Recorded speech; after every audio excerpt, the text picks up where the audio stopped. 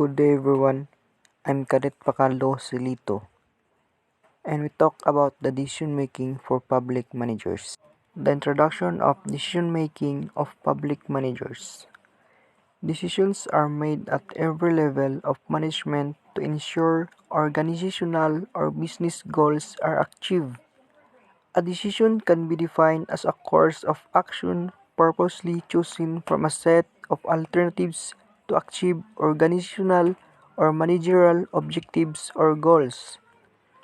Every managers take hundreds and hundreds of decisions subconsciously or consciously, making it the key component in the manager's role. And that's all about the decision making of public managers. And next is about decision making. First, we need to identify what is decision making. So, according to Oxford Advanced Learners Dictionary, the term decision making means the process of deciding about something important, especially in a group of people or in an organization. So, this means that there is responsibility for decision making and all the staff should be involved in the decision making process. Next is all about the 6 C's of decision making. First is construct a clear picture of precisely what must be decided. And the second is compile a list of requirements that must be met. The third is collect information on alternatives that meet the requirements. The fourth is compare alternatives that meet the requirements.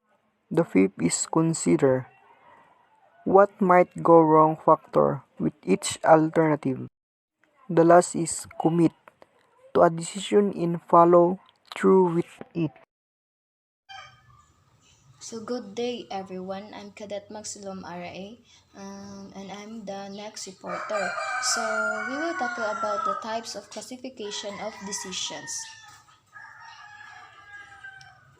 The following are the main types of decisions. First is program and non-program decisions. Second is routine and strategic decisions. Third is tactical or policy and operator decisions. Fourth is organizational and personal decisions. Fifth, major and minor decisions. And sixth is individual and group decisions. First is program decisions are concerned with the problems of repetitive nature or routine types matter. These decisions are taken generally by lower level managers. So, Canadian program decision is about the repetitive routine that we have been doing for decade or years. So, kani siya example. Natay supplier. Then, kaning supplier is 5 years na siya nga kuan sa to ang company.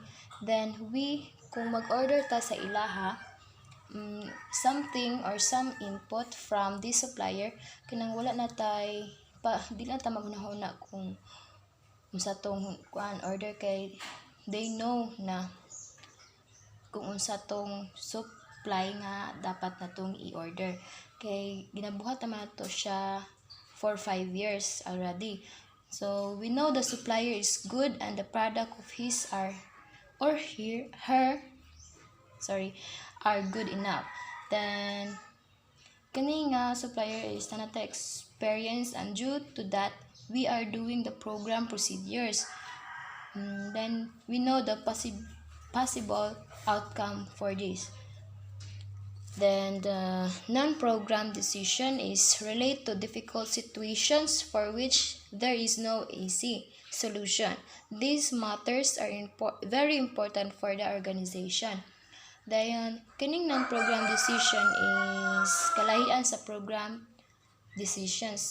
Kay kani siya is kanang about siya sa new supply sa inyong company or considering if you are going to order the inputs of this supplier of the new supplier kanang wala pa tay experience ani niya kung wala pa tay kabalo kung unsang possible outcome of these inputs. Then both important.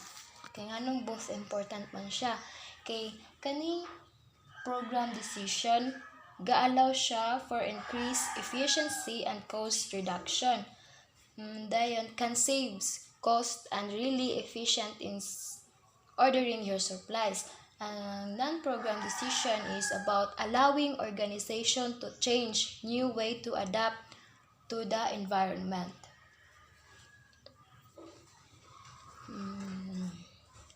Second is routine decisions and strategic decisions.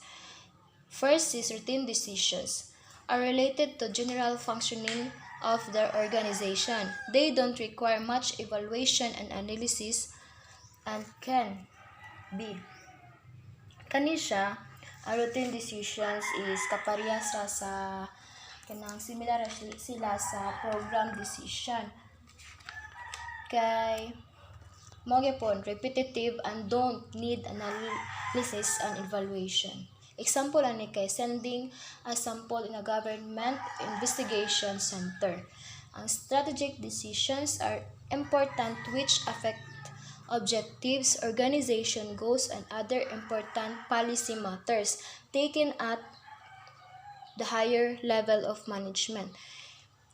Ganitong strategic decisions is related to the policy of the organization na ang ga-take is high level management. Then ga-involve ani or ga-requires a significant amount of resources. Ang time, money, ug ang effort. Kaya ang strategic decision is hardly reversible. So dili siya diretso nga ma-reverse or kay kani siya is since the decision to take given course is not easy to change. Then kani gaplano siya nga planning about different things, different problems or different plan na dapat na mahibal-an jud. Then ang kuan ni kay action planning. Before taking an action, organizer needs to plan and it's called strategy.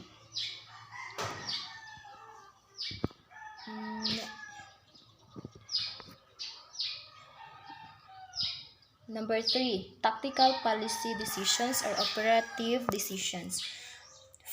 Tactical policy decisions is decisions pertaining to various policy matters of the organization are tactical decisions.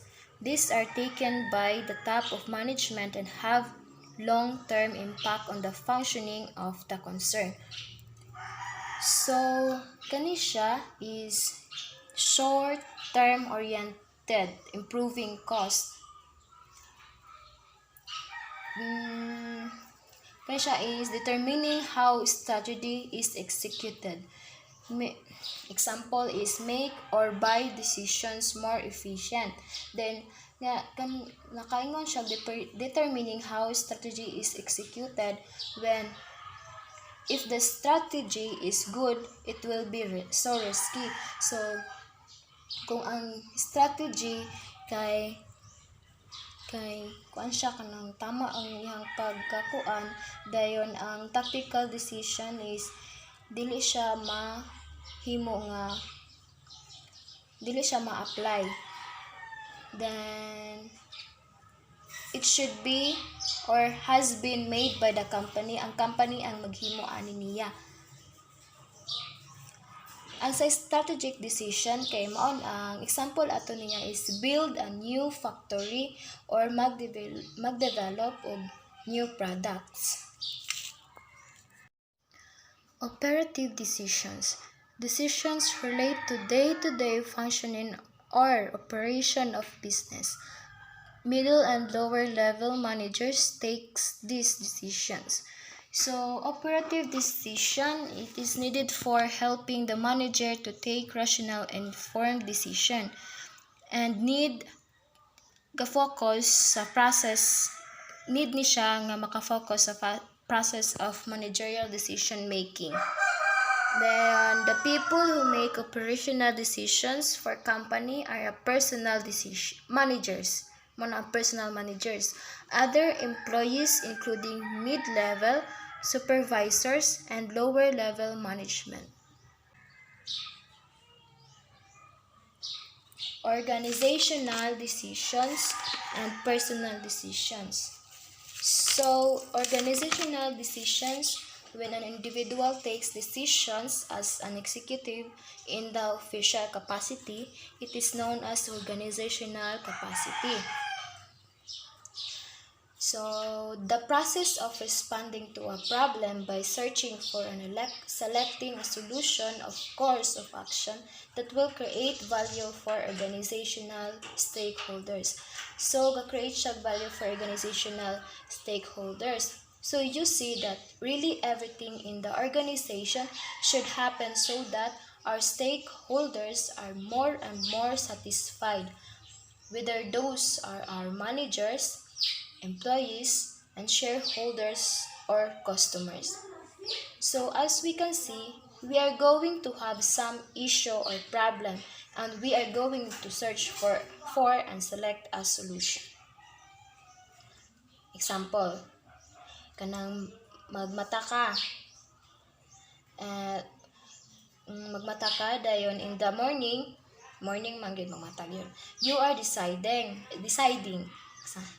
And when you are going to help for breakfast, when you are going to take university, nangita mo ka na kung mag-decide ka, kung ma-select ka kung unsa gyud kung unsa ang kanang mas pabor sa imuha.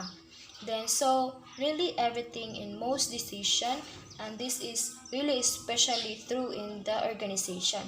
Whatever any kind of employee is going to do, it's going to include some decision. So dapat kaniging organizational decision is naagid na siya mag-decision gyud ta og tama og unsa ang buhaton. Dayon sa personal decision which an executive takes in his individual capacity but not as a member or organization. So kanina said is ang manager siya ang ang manager is siya ang individual decision. He or she the one deciding what makes them comfortable sa company, kung unsa ang tama gihapon o unsa ang dapat buhaton, deciding what task to do next. Then example ani is he or she make on his her own or your personal position are things belong to you. Major decisions and minor decisions.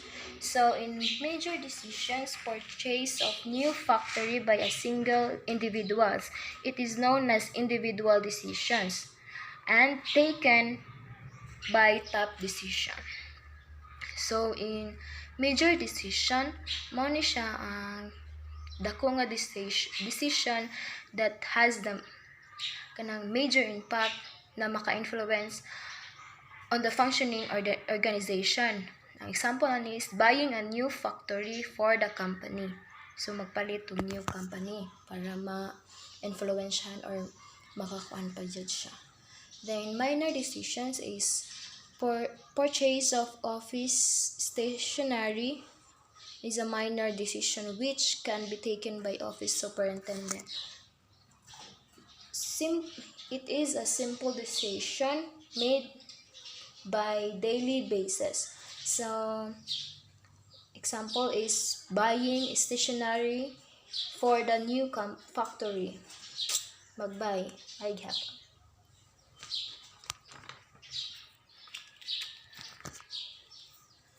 Last is individual decisions. When the decision is taken by a single individual, it is known as individual decision.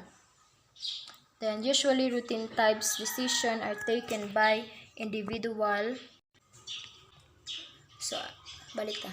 Usually routine types decision are taken by individual within the broad policy framework of the organization. And group decisions taken by group of individual constituted in the form of a standings committee. Generally, very important and pertinent matters for the organizations are referred in these committees. That's all. Thank you. Good day, everyone. This is Julina May Amos Nadas. This is the continuation of types of decision. First is individual and group decision, and based on the number of persons involved in decision making. Individual decision is is not the time consuming kay ikaw ra man usa mag-decide sa decision nga imong imo on in your own institution or views about sa topic. And then in group decision it is more it is time consuming kay kinahanglan ta ka magtagad sa uban nga maka-decide sa kung mo agree ba sila or dili, and the effectiveness of the group decision will will will influence sa size sa groups, kay if daghan kaayo should kay siya i-accommodate, pero pag gamay ra dali ra kay mo magkasinabot og mahuman sa inyo ang assigned works.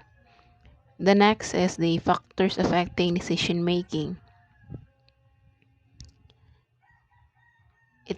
It organized in the three major groups: the perception issues, organizational issues, and environmental issues.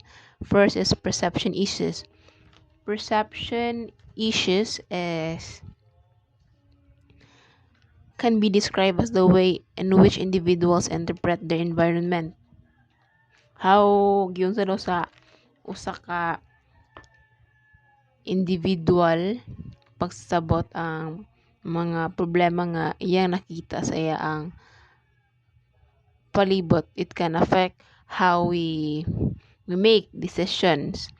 And then perception can be influenced by the following. The perceiver, the types of personal characteristics can affect an individual perception, include the background and experience. It can affect how a person influence how a person perceive things kato yung mga past experiences. It can affect how he make decision in that present time.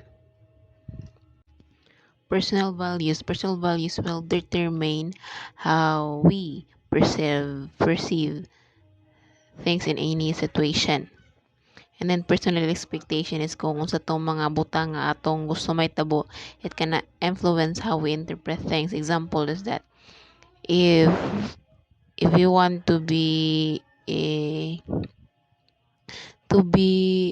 police, ato yung magitag way nga atong makaboto siya nga expectation, like magtarong tag eskwela, we will work hard to achieve that expectation. And then personal interest can also influence the way we perceive things. Next is situation. The time and location or the situation itself can influence the way we perceive things. Example is that a team leader may notice team members who work late on the same evenings, but however, the team members who work late on the other evenings may not be noticed by the team leader. And then the next is the object. Is katong mga butang nga defines the person kay na effect sa iyang pagtan-aw sa usa ka butang. Example is when a manager receives a number of reports to read, he may be more inclined to the one nga na ay creative nga cover nga nag-stand out sa tanan. The other definition is that the relation of the object has to other object can also affect the perception of the perceiver. Example is that the individual team member kay may mo silang i-judge silang action as a whole team nga bisan even if it's more appropriate to judge them by own by their own merit. And then next is issues within the organization. A number of organization issues can impact on the decision making process. These issues include the policies and procedure, the organizational hierarchy, and the organizational politics. Policies and procedure, it is where the organization making their own policies and procedures para masolba ang mga problema sa isa ka organisasyon and to guide the manager para makahimo og sakto nga decision nga makaayo sa tanan. Example of this is many organizations have documented disciplinary procedures which guide managers through a process of resolving issues with a staff member. The next is the organizational hierarchy. Organizational hierarchy refers to the sa mga tao nga naitaas nga posisyon sa organization. They are the one who manage their people, the one who were guiding them. Sila tong mga tao nga naay authority nga mumando but dapat is tugma ra sad sa posisyon nga naa sa iya. Example is a customer contact center team leader cannot make decision about the overall goals of the organization. However, the team leader can make decision about how their team contributes to the achievements of the organization goals. And then next is organizational politics. It refers to the behavior of the groups or individuals nga ilang gipakita para maka-influence or motivate other people. Individuals and teams will often use politics to advance their careers, advance their interests and ideas, and increase their rewards. Organizations are made up of the individual with different beliefs, values, and interests. These differences are often driving forces behind the organizational politics. Example of this is ang duha ka member is believe that they require an extra team member. Unfortunately, the organization can only afford one new employee. So katong duha ka team may will use politics to influence their manager to allocate the new employee to their team. That will be all, and thank you for listening. Good day, everyone. I'm Cadet Mordino John Mac from BS Scrum 3. I'm about to discuss the factors affecting decisions making. So, factors affecting decisions making in our organizations. No? So, in our organizations, we need to understand the factors and principles on how affecting the decisions making in our organizations. So, issues within the environment. Environmental issues are the external factors that affect the organizations. So in our environment, we have a lot of issues that really affects the organizations. Like for example, pollutions, global warming, overpopulations, waste disposal, and so on and so forth. So in the particular issues or environmental issues, nga nagkatabo na siya. Because ay operates or gabuhat resulting to have environmental issues. So what are they? Number one, the market which the organizations operates. Number two, the economy. Number three, the government legislation, and so on and so forth. So that is why we have a lot of issues because a lot of people didn't care about our environment. This is the big environmental problem that humanity will face over the next decade. But it is not the only one. We'll take a look at some of them from water shortages and loss of biodiversity to waste management. So in the next generation, they face the same problem. Para mabawas-bawasan ni, there is a lot of solution din. There's a lot of solution para dili na siya natabo. Or like what, So number one, replace disposable items with reusable items. Number two, the use of paper should not be avoided. Conserve water and electricity. Number three, support environmental friendly practices. And last, no, recycle the waste to conserve natural resources. So we need to practice this one so that the next generation will not experience this kind of issues. So factors affecting decisions making. There are several important factors that influence decisions making. Number one, no, personal factors. Personal factors are defined personal factors as the particular background of an individual's lives and living. So personal demographics and personal psychographics. Demographics are important set of factors that marketers should not overlook when trying to understand and respond to consumers. Demographics, includes variables such as age and gender, income level, educational attainment, and marital status. So personal psychographics is the study of consumers based on their activities, interests, and opinions.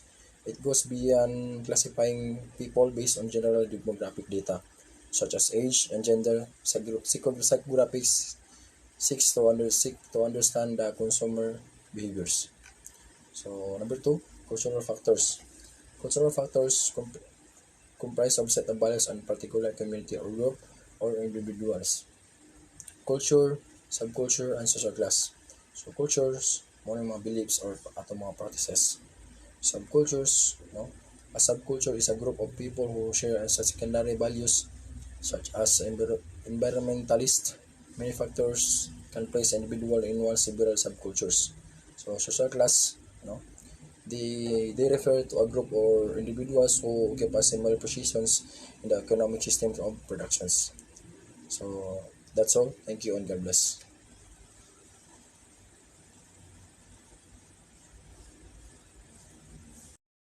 Good afternoon, ma'am. Good afternoon, mates. My topic is factor affecting decision making. Factor are things that very effective and have advantages someone making decision. So social factor that current knowledge suggests may contribute for the right decision making. So sa pagbuhat nato og decision guys is kailangan yun nga na isaktong pamaagi ay ta magbuhat sa decision. Influence of reference group. Influencing the value of a group to which an individual or another group is compared. The group will be also united for the decision making. So kailangan yun nga magkasinabot para sa saktong decision. Intimate group. So intimate group, the best partner in the group having a good relationship performance relating to the essential parts by making decision to the nature of something. Face-to-face frequent interaction are characteristic features of the group. This is very normal na mag-need og interaction sa usa ka grupo para magkasinabtanay aya magbuhat sa decision. So kasagara gina-apply ni siya nga kailangan ang uban gani is mag-meeting pa para maka-decide sila unsay sakto. Secondary group including opinion leader. So leader have a potential or opinion play a key role sa usa ka grupo because of their vision of their group. So he communicate formally about the possible output before he makes a decision. An opinion leader has the high credibility and influence because leader has confidence and potential of work. Leader and also leader matawag nato siya executive because he was appointed to do their duty. Information should be authentic and reliable and adequate and must be available at time. So enough time must be analyze the problem. So ang information is kailangan genuine or original. The information good and quality or trusted by by his performance. O para pod sa saktong oras na ma-analyze og sakto ang problema. It reduces the uncertainty, not to mention the other thing not included kay usa po na siya sa makalangan sa oras nga daghan mga butang nga dili kailangan. Too much information or information overload create confusion, delay indication making. So basta nga gakadagan ng istorya is makahatag siya kalangan sa oras and also og disadvantages. Psychological factor, motivation, it all begins with needs. So ang saktong pamaagi ang usa ka kailangan para sa saktong desisyon. So ora gyud na siya guys nga magbuhat ta og plano, hayat ta mo desisyon, di ka mo desisyon na ta basta-basta wala sa tong hunahuna. Perception, according to consistency theory, the most listened to think that support one existing belief system. So the example is selective attention. So kailangan niya po na siya ang selective attention niya gamiton ang usa ka senses para maminaw, para makabuhat og saktong desisyon. And selective distortion. So example ani selective distortion guys is ang pagpangita gyud og mga pamaagi, mga lahom pamaagi o para sa usa ka desisyon o pagbaliba o sa tawag ani bali-balihon yun ang pamaagi ba para sa saktong desisyon. Selective retention, keeping the fact something in one memory. So mga gipang-keep ni mga knowledge based on your experience. And learning process, people do change their belief, faith, like and dislike, which happen through learning. So ang tao gyud is mag-improve o magbag-o because sa belief o sa iyang pagsalig nga makabalo siya nga unsay saktong pamaagi nga para makapaayo sa iya. So dislike, which happen through learning. So kabalo na ta sa atong dili ganahan through sa atong learning is ma-avoid na nato na siya sa pagbuhat og decision. Okay, wala naman siya purpose, makatag naman siya problema. And the last is memory process, include past experience, event that hearsay experiences or ang example ani is mga wrong advices based on our experience nga mo na nato ang mga sayop sa una. So usa na siya makahatag og tabang sa pagkakaroon, makabalo na ta unsay sayop ug unsay angay nga saktong pagbuhaton para makabuo og saktong decision. So maura na siya guys. Good afternoon. Thank you. God bless.